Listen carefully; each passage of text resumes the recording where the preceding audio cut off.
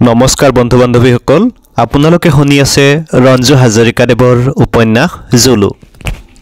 13 মেৰবিলৰ ওচৰতে পৰীক্ষিতৰ বাবে আটায়ে অপেক্ষা কৰি আছিল। পৰীক্ষিত গৈ সেই ঠাইত উপস্থিত হোৱাৰ লগে লগে প্ৰভাত চহৰীয়া আৰু দুজনমান আগুৱাই আহিল। জুলু ক'ত? মহতকতো নেদেখি পৰীক্ষিতে উৎকণ্ঠাৰে সুধিলে। অলপ আগতে জুলু ইয়াৰ পৰা উঠি গৈছে ছাৰ, প্ৰভাত চহৰীয়াই ক'লে। সি ইয়াতে শুই আছিল। কোমল মাটি এডোখৰৰ ফালে আঙুলিয়াই এজনে ক'লে। পৰীক্ষিতে ঠাইডোখৰলৈ চালে। ঠাইডোখৰৰ কিছু অংশ মহতৰ দেহৰ পৰা ওলোৱা তেজেৰে ভিজি আছে। তাৰ দেহত কাৰ কেইডাল লাগি আছে? পৰীক্ষিতে পুনৰ সুধিলে। দুডাল দেখিছিলোঁ। মহতক অনুসৰণ কৰি কেইজনমান আগুৱাই গৈ আমি আপোনালৈকে বাট চাই আছোঁ। প্ৰভাত চহৰীয়াই ক'লে। আপোনালোকো আগবাঢ়ক আৰু মোৰ লগত দুজন থাকক, পৰীক্ষিতে ক'লে। আৰু মই? এইবাৰ ডাক্তৰ বিজয় শৰ্মাই মাত লগালে। আপুনি মিষ্টাৰ চহৰীয়াৰ লগতে আগবাঢ়ক। দুজনৰ বাহিৰে আটাইকেইজন সেই ঠাইৰ পৰা আঁতৰ হ'ল। আমি এতিয়া কি কৰিম ছাৰ? এজনে পৰীক্ষিতক উদ্দেশ্যি সুধিলে। আমি এতিয়া এই বিলখনৰ ওচৰে পাজৰে ঘূৰা পকা কৰি থাকিম। মোৰ বিশ্বাস জুলু আকৌ ইয়ালৈকে আহিব, কাৰণ সি যিকোনো প্ৰাণীয়ে গভীৰ আঘাতপ্ৰাপ্ত হ'লে সিহঁতৰ পিয়াহ লাগে। মোৰ বোধৰে সি পানী খাবলৈ আকৌ আহিব। বাৰু, মৃত মহকেইটাৰ কিবা ব্যৱস্থা হ'ল নেকি? হয় ছাৰ, হাজৰিকা ছাৰ তাতে ব্যস্ত হৈ আছে। ব'লা। পৰীক্ষিতৰ সৈতে দুয়োজন মেৰবিলৰ পাৰে পাৰে আগবাঢ়িল। শান্ত নিৰ্জন বিলৰ পাৰত জাক পাতি বহি থকা চৰাইবোৰে ডিঙি মেলি পৰীক্ষিতলৈ চালে। পৰীক্ষিতৰ আজি যেন সেইবোৰৰ প্ৰতি ভ্ৰক্ষেপ নাই। চকিত চঞ্চল সন্ত্ৰস্ত চৰাইবোৰ বিলৰ সিটোপাৰলৈ উৰি গ'ল। মেৰবিলৰ পৰা কিছু আঁতৰ হৈ গৈ পৰীক্ষিতে বনৰক্ষী এজনক উদ্দেশ্যি ক'লে। দেৱেন, তুমি সৌ গছজোপাত উঠি চোৱাচোন, ক'ৰবাত কিবা হয়তো চকুত পৰিব পাৰে। দেৱেন নামৰ ৰক্ষীজন ততালিকে গছজোপালৈ বগাই ওপৰলৈ উঠি গ'ল আৰু চাৰিওফালে চকু ফুৰালে। কিবা দেখিছানে? তলৰ পৰা পৰীক্ষিতে সুধিলে। দেৱেনে মূৰ জোকাৰি পুনৰ দূৰলৈ দৃষ্টি নিক্ষেপ কৰিলে। ক'তো একো নাই। মাথোন চাৰিওফালে সেউজ বননি, যেনে মহময় তেনে কুটিল বননি। ইয়াৰ পাতে পাতে চলে ষড়যন্ত্ৰ। হঠাৎ দূৰৰ গছবোৰৰ পৰা বান্দৰবোৰে একে স্বৰে চিঞৰি উঠিল। দেৱেনে সেইফালে দৃষ্টি বুলালে। বান্দৰবোৰে কিবা দেখিছে ছাৰ, দেৱেনে ক'লে। হ'ব পাৰে, নামি আহা। দেৱেন নামিল। ব'লা, আমি সেইফালে যাওঁ। পৰীক্ষিত আৰু ৰক্ষী দুজন বান্দৰবোৰৰ চিঞৰ অনুসৰণ কৰি আগবাঢ়িল। শ্ৰান্ত ক্লান্ত জুলুৰ ঠেংকেইখন যেন সম্পূৰ্ণ নিশকতীয়া হৈ পৰিছে। তাৰ গধুৰ দেহাটো বৈ নিয়াৰ ক্ষমতা যেন ঠেংকেইখনে হেৰুৱাই পেলাইছে।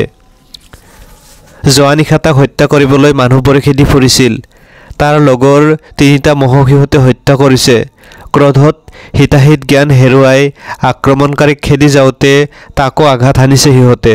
দুডাল তীক্ষ্ণ কাঁড় এতিয়াও তাৰ গাত সোমাই আছে। কি ভীষণ বিষ! অবিৰামভাৱে তেজ ওলাইছে। আঘাতপ্ৰাপ্ত ঠাই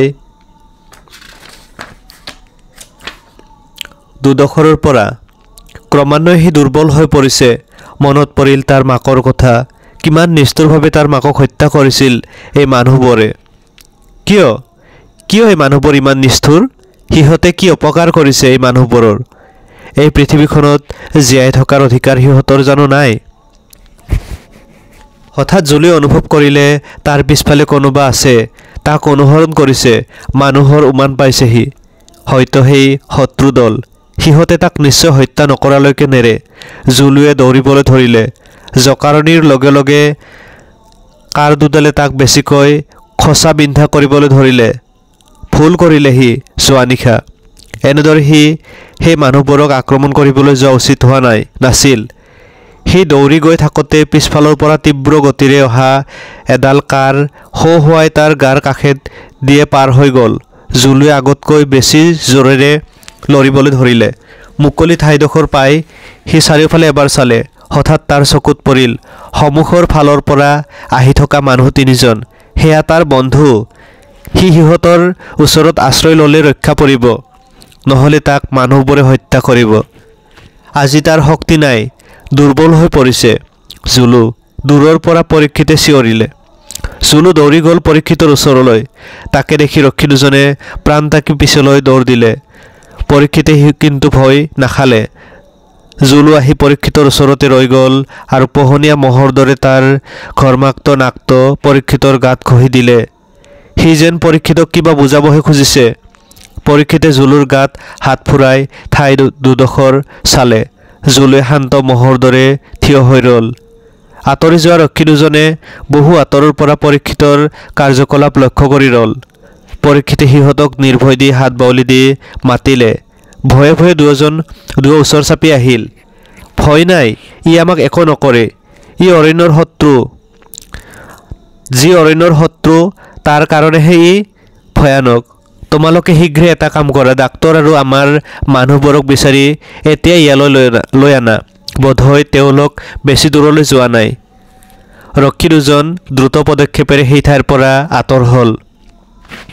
পৰীক্ষিতে জুলুৰ দেহৰ পৰা কাঁড় দুডাল উলিয়াব পাৰে নেকি আলফুলকৈ টানি চালে। জুলুৱে দেহাটো জিকাৰ মাৰি দিলে।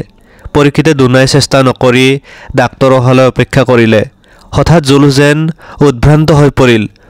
সচকিত নয়নেৰে ঘূৰি ঘূৰি চাৰিওফালে চাবলৈ ধৰিলে। পৰীক্ষিত অবাক হ'ল। কি হ'ল জুলু? পৰীক্ষিতৰ কথাষাৰ শেষ নহ'লে অকস্মাত গছৰ আঁৰৰ পৰা অহা এডাল কাঁড়ে পৰীক্ষিতৰ বুকু পিঠি হালি পেলালে। আহ! এটা তীব্ৰ চিৎকাৰ কৰি পৰীক্ষিত বাগৰি পৰিল। লগে লগে আৰু কেইবাডালো কাঁড় আহি জুলুৰ ওচৰতে পৰিলহি। জুলুৱে পৰীক্ষিতলৈ এবাৰ চালে আৰু তাৰ পিছতে সি যেন পূৰ্বৰ শক্তিহে ঘূৰাই পালে। বিদ্যুৎ গতিৰে দৌৰি গ'ল গছকেইজোপাৰ ফালে। তেতিয়াও কাঁড় অহা বন্ধ হোৱা নাছিল, কিন্তু জুলুক আক্ৰমণাত্মক ভংগীৰে আগবাঢ়ি অহা দেখি কাঁড় মৰা কেইজনৰ থৰকাচুটি হেৰাল। যেনি তেনি কাঁড়বোৰ মাৰি অৱশেষত কোনো লাভ নোহোৱা যেন দেখি গছৰ আঁৰৰ পৰা ওলাই প্ৰাণ তাকি দৌৰিবলৈ ধৰিলে। জুলুৰ প্ৰচণ্ড খুন্দাত এজন ছিটকি পৰিল। প্ৰকাণ্ড শিং দুটাৰ ওপৰত উঠাই লৈ জুলুৱে তাক জোকাৰি দেহটো ছিন্ন ভিন্ন কৰি পেলালে। তাৰপিছত জুলুৰ দৃষ্টি গ'ল দ্বিতীয় আৰু তৃতীয়জনলৈ। কালান্তক ৰূপেৰে দৌৰি গৈ দ্বিতীয়জনক খুন্দিয়াই পেলাই তৃতীয়জনলৈ চোচা ল'লে। তৃতীয়জন ওৰফে ঘনশ্যামে কিছু আঁতৰলৈ গৈ কপা কপা হাত দুখনেৰে কান্ধত ওলমাই ৰখা বন্দুকটো নমালে। কিন্তু ইমানখিনি সময় নিদিলে জুলুৱে। জুলুৰ প্ৰচণ্ড খুন্দাত ঘনশ্যাম বন্দুকটোৰ সৈতে ছিটিকি পৰিল। তাৰ পিছত তীক্ষ্ণ শিং দুটাৰে তাক সজৰি হেঁচি ধৰিলে। তাৰ অন্তৰৰ ক্ৰোধবহ্নি এনেদৰে উপশম ঘটাবলৈ চেষ্টা কৰিলে। পৰীক্ষিতে হেহাই হেহাই পৰি থকা অৱস্থাতে অতি কষ্টেৰে নিজৰ বন্দুকটো হাতত লৈ নলটো ওপৰলৈ তুলি ট্ৰিগাৰ টিপিলে। গুৰুম! বন্দুকৰ শব্দৰ লগে লগে ওচৰে পাজৰে থকা এজাক চৰাই বিশৃংখল শব্দ কৰি আঁতৰলৈ উৰি গ'ল। ক'ৰবাত কেইটামান বান্দৰে খিচখিচাই উঠিল। জুলু পুনৰ লৰি আহিল পৰীক্ষিতৰ ওচৰলৈ। পৰীক্ষিত মৃত্যু যন্ত্ৰণাত কাতৰ। চকুৰ মুখে বিন্দু বিন্দু ঘাম ফুটি উঠিল। জুলু! পৰীক্ষিতে কাতৰ স্বৰেৰে মাতিলে। জুলুৱে যেন বুজি পাইছে পৰীক্ষিতৰ মনৰ কথা, কিন্তু সি নিৰুপায়। মাথোন ইফালে সিফালে চাই চটফটাবলৈ ধৰিলে। পৰীক্ষিতৰ বুকুত কাঁড়ডাল এনেভাৱে সোমাইছে যে পৰীক্ষিত চিৰ হৈও শুব নোৱাৰে। কাটি হৈ পৰি থাকি পৰীক্ষিতে দ্বিতীয়বাৰ বন্দুকটো হাতত উঠাবলৈ চেষ্টা কৰিলে, কিন্তু নোৱাৰিলে। চকু দুটা মুঠ খাই আহিল পৰীক্ষিতৰ। চকুত ভাহি উঠিল মল্লিকাৰ মুখখন, তাৰ মৰমৰ মলি। অধীৰ আগ্ৰহেৰে বাট চাই আছে চাগৈ পৰীক্ষিতৰ কাৰণে। পৰীক্ষিত গৈ পালে উফন পাতিব, উচুপিব আৰু তাইক আৰু সৰু ছোৱালীৰ দৰে নিচুকাব লাগিব। মলি, তাৰ মৰমৰ মলি। কিমান যে আশা মলিৰ। অৰণ্যত চাকৰি কৰিবলৈ নিদিয়ে মলিয়ে। অৰণ্যত জন্তুতকৈ হিংস্ৰ প্ৰাণী থাকে। মলিয়ে ভয় কৰে। ঠিকেই, সি আৰু চাকৰি নকৰে, গুচি যাব অৰণ্য এৰি। মলিক লৈ সুখৰ সংসাৰ পাতিব। দূৰত কাৰোবাৰ কথোপকথন শুনি পৰীক্ষিতে কোনোমতে চকু দুটা মেলি চালে। অস্পষ্টকৈ দেখা পালে কেইজনমান মানুহ। পৰীক্ষিতে বাওঁ হাতখন দাঙি কিবা ইংগিত দিবলৈ চেষ্টা কৰিলে। ডাক্তৰ বিজয় শৰ্মা আৰু প্ৰভাত চহৰীয়া দৌৰি আহিল। জুলু কিছু আঁতৰত থিয় হ'ল। এয়া কি? পৰীক্ষিতৰ অৱস্থা দেখি দুয়ো প্ৰায় চিঞৰি উঠিল। মোক মলিৰ ওচৰলৈ লৈ যাব ডাক্তৰ শৰ্মা। মলিয়ে নহ'লে ফোন পাতিব, মোক নিষ্ঠুৰ বুলি ক'ব। মই নিষ্ঠুৰ নহয়। পিছৰখিনি কথা পৰীক্ষিতৰ নুফুটিল, মাত্ৰ দুখনহে লৰিবলৈ ধৰিলে। ছাৰ, প্ৰভাত চহৰীয়াৰ চকুৱেদি ধাৰাসাৰি লটকবোৰ বৈ আহিল। পৰীক্ষিতে টানি টানি চকু দুটা মেলি পুনৰ ক'বলৈ চেষ্টা কৰিলে। জুলু ক'ত? তাৰ চিকিৎসা কৰক ডাক্তৰ শৰ্মা। আহ, মলি এখেতক এতিয়াই লৈ বলক। হাৰিয়াপ, ডাক্তৰ শৰ্মাই চিঞৰি উঠিল। কেইজনমানে পৰীক্ষিতক তুলি ল'লে। চৰাং চিকাৰীবোৰ এতিয়াও হাবিৰ মাজতে আছে নিশ্চয়। বিচাৰি বাহিৰ কৰা সিহঁতক। দেখিলে গুলী কৰিবা। প্ৰভাত চহৰীয়াই বাকীকেইজনক আদেশ দিলে। পৰীক্ষিতক লৈ দলটো যিমান পাৰে বেগেৰে অগ্ৰসৰ হ'ল। জুলুৱেও দূৰে দূৰে পিছ ল'লে। প্ৰভাত চহৰীয়াই এবাৰ পিছলৈ ঘূৰি চালে। ডাক্তৰ শৰ্মা। প্ৰভাত চহৰীয়াই মাত লগালে। কওক। মহতো আমাৰ লগে লগে আহি আছে, আহিবলৈ দিয়ক। মল্লিকা বাহিৰতে ৰৈ আছিল পৰীক্ষিতৰ অপেক্ষাত। কাষতে নিৰ্মল। অৰণ্যৰ পৰা ওলাই অহা দলটো দেখি মল্লিকাৰ মুখত হাঁহি বিৰিঙিল। পৰীক্ষিত আজি সোনকালে আহিলে বাইদেউ, নিৰ্মলে মাত লগালে। মল্লিকাই নিৰ্মললৈ চালে। আজি ছাৰ সোনকালে আহিল। বলচোন কিবা অলপ খোৱাৰ যোগাৰ কৰ। পুৱাৰ পৰা ছাৰে একোকে খোৱা নাই নহয়। মল্লিকা আৰু নিৰ্মল ভিতৰলৈ গ'ল। প্ৰভাত চহৰীয়া আহি দুৱাৰত টুকুৰিয়ালে। দুৱাৰত আকৌ কোনে টুকুৰিয়াইছে? মল্লিকাই নিৰ্মলক সুধিলে। ছাৰে হ'ব চাগে। ৰ'ব বাইদেউ, মই চাই আহোঁ। তই যাব নালাগে, ময়ে যাওঁ। মল্লিকা ওলাই গ'ল। প্ৰভাত চহৰীয়াক দেখি মল্লিকা থমকি ৰ'ল। প্ৰভাত চহৰীয়াৰ মুখ বিষণ্ণ। মল্লিকাক কি বুলি ঘটনাটো বুজাই ক'ব ভাবিয়ে নাপালে। কিবা দৰকাৰ আছিল? মল্লিকাই সুধিলে। প্ৰভাতে উত্তৰ নিদি পিছলৈ চালে। মল্লিকাৰ চকু তেতিয়াহে পিছফাললৈ গ'ল। পৰীক্ষিতক কেইজনমান মানুহৰ কান্ধত দেখি আতংকত চিঞৰি উঠিল মল্লিকাই। মানুহকেইজনে পৰীক্ষিতক ভিতৰলৈ আনি এখন বিচনাত কাটি কৰি শুৱাই দিলে। মল্লিকাই পৰীক্ষিতৰ মুখখনত দুহাতেৰে ধৰি কান্দি কান্দি ক'লে, এয়া কি হ'ল? এয়া আপোনাৰ কি হ'ল? ইতিমধ্যে কেইজনমানে ডাক্তৰ আনিবলৈ দৌৰি গ'ল। পৰীক্ষিতে টানি টানি চকু দুটা মেলিলে। অস্পষ্ট দেখা পালে মল্লিকাৰ অৱয়বটো। পানী মলি? পৰীক্ষিতে হেহাই ক'লে। মল্লিকাৰ ওচৰতে শকাকুল হৈ থকা নিৰ্মল ভিতৰলৈ লৰি গ'ল। খন্তেক পিছতে এঘটি পানী আনি মল্লিকাৰ হাতত দিলে। মল্লিকাই কপা কপা হাতখনেৰে অলপ পানী পৰীক্ষিতৰ মুখত বাকি দিলে। ব্যথা বেদনাত জৰ্জৰিত হৈও পৰীক্ষিতে এটা স্বস্তিৰ নিশ্বাস এৰিলে। আপোনালোকে কি চাই আছে? এজন ডাক্তৰ এতিয়াই অনা নাই কিয়? মল্লিকাই প্ৰভাত চহৰীয়াহঁতলৈ চাই চিঞৰি উঠিল। ডাক্তৰ আহিব এতিয়া, প্ৰভাত চহৰীয়াই ক'লে। মলি? পৰীক্ষিতে পুনৰ মাতিলে। আপুনি শুই থাকক, এয়া মই ওচৰতে আছোঁ। মল্লিকাই কোনোমতে কান্দন বন্ধ কৰি ক'লে। এটা কথা কওঁ মলি, মোৰ মল্লিকাই প্ৰভাত চহৰীয়াহঁতলৈ চালে। প্ৰভাত চহৰীয়াই কথাটো বুজি আটাইকে লৈ কোঠাটোৰ পৰা ওলাই গ'ল। মল্লিকাই পৰীক্ষিতৰ ঘৰ্মাক্ত কপালখনত চুমা এটা খাই ক'লে, মই ওচৰতে আছোঁ শুন। কাঁড়ডাল বৰ বেয়াকৈ বুকুত সোমাইছে মলি, খুব বিষাইছে। মল্লিকাৰ দুগালেদি বৈ অহা লটকবোৰ পৰীক্ষিতৰ মুখত পৰিল। মল্লিকাই পৰীক্ষিতৰ কপালত হাত বুলাই দিলে। মল্লিকাৰ কোমল হাতৰ পৰশ পাই পৰীক্ষিতে চকু বন্ধ কৰি অস্ফুট স্বৰেৰে ক'লে, এতিয়া আৰু মোৰ কোনো দুখ নাই। দীঘলকৈ উশাহ এবাৰ ল'লে পৰীক্ষিতে। মল্লিকাই ভয়াৰ্ত দৃষ্টিৰে পৰীক্ষিতৰ মুখলৈ চাই ৰ'ল। নিস্তব্ধ ঘৰ। কেৱল পৰীক্ষিতৰ শ্বাস প্ৰশ্বাসৰ শব্দ হৈছিল কোঠাটোত। তাৰপিছত সেই শব্দও ধীৰে ধীৰে ম্লান হৈ শেষত সম্পূৰ্ণ বন্ধ হৈ গ'ল। মল্লিকাই পৰীক্ষিতৰ বুকুত ধীৰে ধীৰে হাত বুলাই দিলে। এনেতে কোঠাটোলৈ স্থানীয় চিকিৎসালয়ৰ ডক্তৰ নয়ন চলিহা আৰু অন্যান্য কেইজনমান সোমাই আহিল। মল্লিকাই ডাক্তৰক দেখি থিয় হ'ল আৰু ধীৰ কণ্ঠৰে ক'লে, এইমাত্ৰ হৈছে। ডাক্তৰে লৰালৰিকৈ পৰীক্ষিতক পৰীক্ষা কৰিলে। আটাইয়ে কৌতূহলৰে ডাক্তৰ চলিহাৰ মুখলৈ চাই ৰ'ল। ডাক্তৰ চলিহাই হতাশ হৈ পৰীক্ষিতৰ হাতখন বুকুৰ ওপৰত থৈ প্ৰকাশ চহৰীয়ালৈ চালে। আটাইৰে মুখত আশংকা উৎকণ্ঠা মিশ্ৰিত ছাঁ পোহৰৰ খেলা। দুখিত চহৰীয়া। ডাক্তৰ চলিহাই আৰু কিবা কৈছিল যদিও কাৰো কাণত নোসোমাল। তাৰ আগতে মল্লিকাই জ্বৰেৰে চিঞৰি উঠিল, নাই। দুখত সকলোৱে ভাগি পৰিল। ই হ'ব নোৱাৰে ডাক্তৰ, আপোনাৰ ভুল হৈছে। বলিয়াৰ দৰে কান্দি কান্দি মল্লিকা অজ্ঞান হৈ পৰীক্ষিতৰ ওপৰতে বাগৰি পৰিল।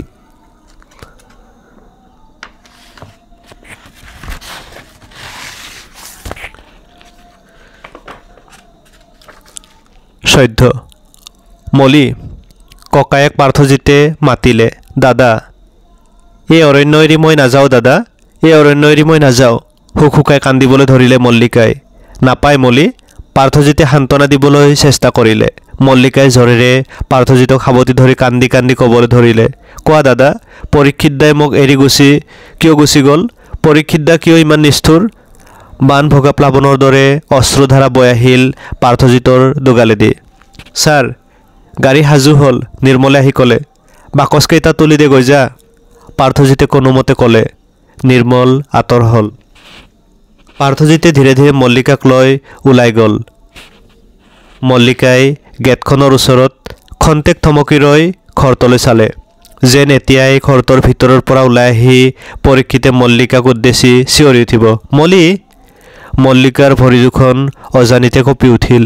পৰীক্ষিতৰ কথা মনত পৰিল মল্লিকাৰ। পৰীক্ষিতে কৈছিল, বিদায়ৰ বেলিকাবোৰ বৰ কৰোণ। দুদিনৰ কাৰণে বিদায় লৈ আঁতৰি গ'লেও কিয় জানো এনেদৰে ভৰি কঁপে, মন ভাৰাক্ৰান্ত হয়। হয়তো এনেকুৱা হয়, মানুহৰ এই এৰি গুচি যোৱাৰ পাশ্চাতত আছে এক অনন্ত বেদনাৰ সুৰ। এয়াই মায়া, এয়াই মমতা, এয়াই হৃদয় আৱেগৰ খেলা। কিন্তু এই সংসাৰত হৃদয় আৱেগৰ মূল্য নাই। পৰীক্ষিত দুদিনৰ কাৰণে আঁতৰি যোৱা নাই, আঁতৰি গ'ল চিৰদিনৰ কাৰণে। প্ৰভাত চহৰীয়া আৰু দুজনমান কৰ্মী পাৰ্থজিতহঁতৰ ফালে আগুৱাই আহিল। আহক, গাড়ী সাজু আছে, প্ৰভাত চহৰীয়াই ক'লে। জুলুৰ খবৰ কি? পাৰ্থজিতে সুধিলে। জুলু এতিয়াও তাতে শুই আছে, ঘাঁহ পানী একো নাখায়। চিকিৎসা কৰাৰো কোনো সুবিধা নাই, প্ৰভাত চহৰীয়াই ক'লে। পাৰ্থজিতে দুনাই একো নকৈ জীপৰ ফালে আগবাঢ়িল। মল্লিকাক জীপত বহুৱাই পাৰ্থজিত কিছু আঁতৰলৈ আহি প্ৰভাত চহৰীয়াক মাতিলে। অলপ ফুল আনি দিব পাৰিব? পাৰ্থজিতে সুধিলে। ফুল? হয়, নিশ্চয় পাৰিম। প্ৰভাত চহৰীয়াই এজনক ফুল অলপ ছিঙি আনিবলৈ নিৰ্দেশ দিলে। জুলুৰ প্ৰতি নজৰ ৰাখিব, পাৰ্থজিতে পুনৰ ক'লে। সি বোধহয় নাবাচিব। আজি যদি ঘাঁহ মুখত নিদিয়ে তেন্তে তাক বচোৱা টান হ'ব। তদুপৰি তাৰ আঘাত পোৱা অংশ দুডোখৰত বোধহয় চেপ্টিক হৈছে। যন্ত্ৰণাত সি গোটেই নিশা তাতে ছটফটাই আছিল। পৰীক্ষিতক সি খুব ভাল পাইছিল। বন্যজন্তু হ'লেও সি মানুহৰ মৰমৰ মূল্য বুজে। পৰীক্ষিতৰ চিতাৰ কাষতে জুলুৱেও হয়তো শেষ নিশ্বাস এৰিব। এনেতে এজনে আহি পাৰ্থজিতৰ হাতত কিছুমান ফুল দিলে। পাৰ্থজিতে ফুলখিনি লৈ জীপত বহিল। ড্ৰাইভাৰে লগে লগে জীপ ষ্টাৰ্ট দিলে। বাইদেউ, নিৰ্মলে ক'ৰবাৰ পৰা লৰি আহি মল্লিকাৰ ভৰিত ধৰি সৰু ল'ৰাৰ দৰে কান্দিবলৈ ধৰিলে। মল্লিকায়ো কান্দনক বাধা দি ৰাখিব নোৱাৰিলে। পাৰ্থজিতে পুনৰ জীপৰ পৰা নামি বুজাই বঢ়াই নিৰ্মলক শান্ত কৰিলে। সকলোৰে পৰা বিদায় লৈ পাৰ্থজিত পুনৰ জীপত উঠাৰ লগে লগে জীপ চলিবলৈ আৰম্ভ কৰিলে। কিছুদূৰ গৈয়ে জীপখন এঠাইত ৰল। ড্ৰাইভাৰে পাৰ্থজিতলৈ চালে। পাৰ্থজিত জীপৰ পৰা নামিল। আহ মলি, পাৰ্থজিতে ক'লে। মল্লিকাও নামিল আৰু পাৰ্থজিতক অনুসৰণ কৰি আগবাঢ়িল। কিছু আঁতৰত পৰীক্ষিতৰ চিতাৰ স্থান আৰু তাৰ পৰা অলপ আঁতৰতে জুলু নীৰৱ নিশ্চল হৈ শুই আছে। পাৰ্থজিতে হাতৰ পৰা অলপ ফুল মল্লিকাৰ হাতত দিলে। দুয়ো চিতাৰ দুকাষে থিয় হ'ল আৰু হাতৰ ফুলখিনি চিতাৰ ওপৰত ছটিয়াই দিলে। পাৰ্থজিতে প্ৰথম দিনা অৰণ্যলৈ আহোঁতে যি উৎসাহ আৰু আনন্দ আছিল, মনত সি নিশেষ হৈ গ'ল অন্তৰৰ পৰা। ৰুদ্ধ হৈ গ'ল কণ্ঠ। হতাশ ম্লান চকুৰে চিতাৰ ছাইবোৰলৈ চাই ৰল খন্তেকপৰ। মল্লিকাই চিতাৰ ছাই অলপ হাতেৰে লৈ কপাল আৰু মূৰত ল'লে। পাৰ্থজিতে এইবাৰ কিছু আঁতৰত গৈ শুই থকা জুলুলৈ চালে। জুলুৱে শোৱাৰ পৰাই এক দৃষ্টিৰে চাই আছে পাৰ্থজিতহঁতলৈ। তাৰ সন্মুখত পৰি আছে বনকৰ্মীয়ে কাটি দিয়া ঘাঁহৰ দম, আৰু তাৰ এডালো সি মুখত দিয়া নাই। এই চিতাৰ স্থানহি এৰি যোৱা নাই। কোনে জানে এই নিমাষিত অমাত জন্তুটোৰ অন্তৰত কিহৰ বেদনা। বল মলি। মল্লিকাই দুহাতেৰে চকু ঢাকি উচপি উঠিল। নাপায় মলি, পৰীক্ষিতৰ আত্মাই শান্তি নাপাব। পাৰ্থজিতে মল্লিকাক লৈ পুনৰ জীপৰ ওচৰলৈ গ'ল। ড্ৰাইভাৰজনেও পাৰ্থজিতৰ অজানিতে নীৰৱে চকুলত মুচিলে। জীপৰ ওচৰৰ পৰা পাৰ্থজিত আৰু মল্লিকাই পুনৰ চিতাৰ ফালে উভতি চালে। এজাক বতাহে চিতাৰ পৰা অলপ ছাই উৰুৱাই লৈ চাৰিওফালে সিঁচৰিত কৰি পেলালে। জুলুৱে উঠিবলৈ চেষ্টা কৰিলে। এবাৰ উঠি আকৌ বাগৰি পৰিল। দ্বিতীয়বাৰ পুনৰ উঠি থৰক বৰক খোজেৰে চিতাৰ ওচৰলৈ গৈ কিবা শুঙি চালে আৰু তাৰ পিছত পাৰ্থজিতহঁতলৈ মূৰ তুলি চালে। বলক ছাৰ, নহ'লে আপোনালোকে ট্ৰেইন নাপাব। ড্ৰাইভাৰৰ মাতত দুয়ো পুনৰ জীপত উঠি বহিল। জীপ চলিবলৈ আৰম্ভ কৰিলে। ক'ৰবাৰ পৰা এজাক বতাহ আহি চিতাৰ ছাই আৰু অলপ উৰুৱাই আনিলে। পাৰ্থজিতে পিছলৈ ঘূৰি চালে। জুলুৱে অপলক নেত্ৰেৰে তেতিয়াও চাই আছে জীপখনৰ ফালে। বতাহত গছৰ ডালবোৰে হো হো শব্দ কৰিবলৈ ধৰিলে। সেই শব্দৰ অভ্যন্তৰৰ পৰা যেন পৰীক্ষিতৰ কণ্ঠস্বৰ ভাহি আহি মল্লিকাৰ কাণত পৰিল। মলি, তুমি নাযাবা, মই ইয়াতে মলি। মল্লিকাই আৰু নিজকে দমাই ৰাখিব নোৱাৰিলে। জোৰেৰে চিঞৰি কান্দিলে, জোৰেৰে আৰু জোৰেৰে। ধন্যবাদ বন্ধু বান্ধৱীসকল। জুলু উপন্যাসখনৰ ইমানতে অন্ত পৰিল। মই আকৌ আহিম আন এখন নতুন উপন্যাস লৈ। তেতিয়ালৈ ধন্যবাদ।